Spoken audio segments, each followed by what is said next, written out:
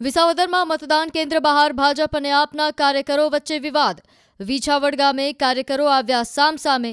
મળતી માહિતી પ્રમાણે આમ આદમી પાર્ટીના કાર્યકરોને પોતાનું ટેબલ મતદાન મથકથી 200 મીટર દૂર લઈ જવાનું કહેતા વિવાદ શરૂ થયો। મહિલાઓની હાજરીમાં અપશબ્દો બોલાયા। જિલ્લા પંચાયત સભ્ય વિપુલ કાવાણી સામે આરોપ લાગ્યો। જો કે પોલીસે સમગ્ર મામલો થાળે પાડ્યો।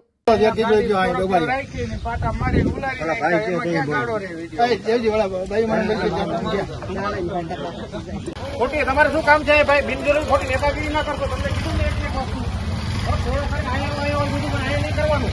આચારસંહિતા છે, ખોટા રીતે હેરાન થઈ જશો, ચૂંટણી પ્રભાવિત કરવા જશો તો તમે રાડારાડી ના કરો। પબ્લિકો તમને કોઈ ઉપાધિ તમે સામે શું કરતો છો? પણ દાદાગીરી એના માટે તમારે કાયદેસર જે પ્રોસિજર થતી એમને વાંધો નથી। તમને જે તકલીફ હોય ને તો ફરિયાદ જવાબદારીથી કહું છું, તમે સમજી લો। 200 મીટરની બહાર રાખો। બીજા જવા દે, તમારે શું છે હાલવાનું? વાહન ના જ રાખવાનું। અમે ઉભા હતા, જેમ અમે ગાયરું મેળો બોલવા, જેમ અમે પેલી છત્રી લગાડી હતી, છત્રી ફગવી દીધી અને અમારી બૈરાઓ હતી, જેમ આમ ભૂંડો મેળો બોલવા સંભળાય ને એવું, અને અમને તગડી મૂક્યા। અમે 100 મીટરની બહાર છત્રી લગાવીને મતદારોને કોઈ અગવડતા ન થાય એના માટે અમે મતદાર સ્લીપ લઈને બેઠા હતા, મતદાર યાદી લઈને, એટલે ઝડપથી મતદાન થાય અને વ્યવસ્થિત થાય અને શાંતિપૂર્વક મતદાન ચાલતું હતું। તો એક સ્કોર્પિયો ગાડી પણ આવી ગઈ, એમાં 7-8 માણસો હતા અને એક વિપુલભાઈ કાવાણી હતા, અને એ ખુરશીને પાટા માર્યા, છત્રી ફગવી દીધી, અને પોલીસવાળા અમને એમ કહે છે કે તમે 200 મીટરની બહાર વયા જાઓ। તો ભાઈ 100 મીટરનો કાયદો છે, તમે 200 મીટરનું શા માટે અમને કહો છો? શાંતિપૂર્વક મતદાન ચાલે છે તો તમે શા માટે અરાજકતા ફેલાવો છો? બરાબર, આ લોકશાહીની ઢબે, આ લોકશાહી છે તો લોકશાહીની ઢબે કામ થવું જોઈએ। કોઈના હાથા ન બનો પોલીસવાળાને। હા, એ ઉલાડી દીધી, અને એ બૈરાઓ લેડીઝ હતું, લેડીઝ પણ ઘણા હતા, છોકરીઓ હતી, છતાં પણ બેફામ અપશબ્દો અને ગાળો બોલવા માંડ્યા। તો અત્યાર સુધીમાં અંદાજે 21% મતદાન થયું છે। પેટા ચૂંટણીમાં અંદાજે 21% મતદાન, વિસાવદરમાં અંદાજે 23% મતદાન થયું છે, તો કડીમાં અંદાજે 19% જેટલું મતદાન થયું છે। વિસાવદરમાં થઈ રહ્યું છે બમ્પર મતદાન। પહેલા મતદાન પછી વાવણીનું સૂત્ર મતદારો આ કહી રહ્યા છે। મતદારોમાં સવારથી જ જબરજસ્ત ઉત્સાહ જોવા મળી રહ્યો છે। તો હાલ જે બ્રેકિંગ ન્યૂઝ આવી રહ્યા છે વિસાવદરથી, અંદાજે 23% જેટલું મતદાન સવારથી લઈને અત્યાર સુધીમાં નોંધાયું છે। વિસાવદરમાં બમ્પર મતદાન થઈ રહ્યું છે, તો કડીમાં પણ સવારથી જ મતદારોમાં જબરજસ્ત ઉત્સાહ છે। વિસાવદરમાં સૌથી વધારે મતદાન અત્યાર સુધીનું 23% જેટલું નોંધાયું છે।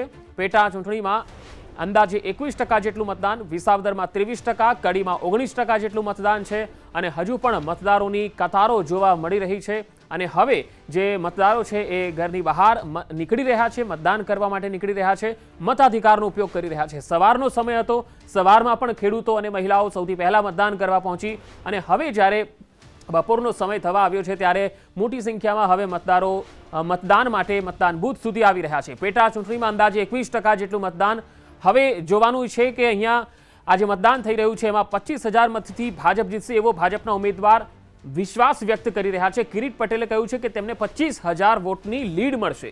ભાજપ ઉમેદવાર કિરીટ પટેલે મતદાન કર્યું, અને મતદાન કર્યા બાદ તેમણે આ વાત કરી। આણંદપુરમાં જે આણંદપુર મતદાન કેન્દ્ર છે ત્યાં પણ તેઓ મતદાન કરવા માટે પહોંચ્યા। વિસાવદર વિધાનસભાની પેટા ચૂંટણીમાં મતદાન યોજાયું છે। મેં મારા બૂથ ઉપર આણંદપુર ગામે મારા મતનો સહી અધિકારનો ઉપયોગ કરેલ છે। વિસાવદર મત વિસ્તારના તમામ નાગરિક ભાઈઓ, ખેડૂત ભાઈઓ તથા બહેનોને અમે પહેલેથી જ અપીલ કરી છે કે આપણો એજન્ડા છે કે 800 દિવસની અંદર 1,000 કરોડ રૂપિયાના વિકાસના કામો અહીંયા પ્રસ્થાપિત થાય અને આપણા મત વિસ્તારને વિકાસની રાજનીતિ સાથે જોડીએ। એ દિશામાં આજે 157 ગામે ગામથી લોકોનો ખૂબ જ ઉત્સાહ છે, અને મને આશા છે કે 25,000થી પણ વધારે મતોથી ભારતીય જનતા પાર્ટીનો વિજય થશે। નકારાત્મક રાજનીતિ કરનારાઓને વિસાવદરના મતદાર ભાઈઓ સબક શીખવાડશે, અને અમારો મત વિસ્તાર એ શાંતિપ્રિય અને ખેતી કરી અને મહેનત કરી અને કરનારા અમારા મત વિસ્તારના ભાઈઓ બહેનોમાં અમારા વિસ્તારમાં કોઈ અશાંતિ ન ફેલાવે બહારથી આવીને, એના માટેના મત આપી અને ભારતીય જનતા પાર્ટીનો જ્વલંત વિજય થવાનો છે. રાજનીતિમાં અને કોઈ પણ ચૂંટણીમાં અમારા મત વિસ્તારે આવી કોઈ ચૂંટણી જોઈ નથી કે પોતે જ પોતાના 12 જેટલા અપક્ષ ઉમેદવારો રાખે અને જે ન કરવાનું હોય એ કરે.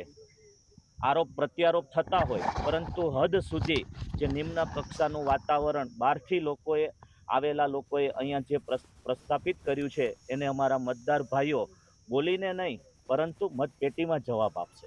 આજે મતદાનનો દિવસ છે અને સવારથી જ લાંબી લાઈનો લાગી ગઈ છે તમામ બૂથ પર. હું પણ મારા પરિવાર સાથે લગભગ 7:30 વાગ્યાનો અહીંયા લાઈનમાં ઊભો છું અને છેલ્લા 15 દિવસમાં જે કાંઈ અહીંયા થયું, વિસાવદર વિધાનસભાની જનતા જાણે છે. ગોપાલભાઈ ઇટાલિયાએ કેવા નાટકો કર્યા, કિરીટભાઈએ કેવા નાટકો કર્યા, દબાવની રાજનીતિ, દબાણ, પૈસા, લોકો બધું જોવે છે.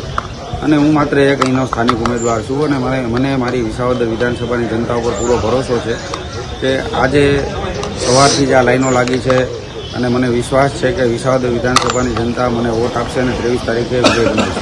કઈ રીતનો માહોલ આજે છે? માહોલ તો તમે જોઈ શકો છો. આજે વાવણી થઈ ગઈ છે અને આવડી લાઈનો છે. ખેડૂતોને ખેતરે જવાનું છે છતાં પણ મત નાખવા આવ્યા છે. એટલે મને પૂરો વિશ્વાસ છે કે ખેડૂતો મારા માટેથી વાડીએ 1-2 કલાક મોડા જઈને પણ વોટિંગ કરીને જશે. ખૂબ જ સારો માહોલ છે. હજી તો 2 જ કલાકમાં 15% જેવું મતદાન તમામ બૂથ ઉપર થઈ ગયું છે. આજે મેં પણ મારા પરિવાર સાથે ભારતીય જનતા પાર્ટીના ઉમેદવાર ભાઈ શ્રી કિરીટભાઈ પટેલ જંગી બહુમતીથી જીતે એવા આશયથી મતદાન કર્યું છે. મારા વિસ્તારના ખેડૂતો, મારા વિસ્તારના શ્રમિકો, મારા વિસ્તારના વેપારીઓ, રત્ન કલાકારો, તમામ જ્ઞાતિ, સમાજ, ધર્મના લોકો ભારતીય જનતા પાર્ટીના વિજય માટે, વિસાવદરની અસ્મિતા માટે, વિસાવદરના વિકાસ માટે અને વિસાવદરની જનતાના હિત માટે હોશે મતદાન કર્યું છે. અને વાવણીનો સમય હોવા છતાં પણ ખેડૂતો સવારમાં વહેલા જાગી મતદાન કરી ગયા છે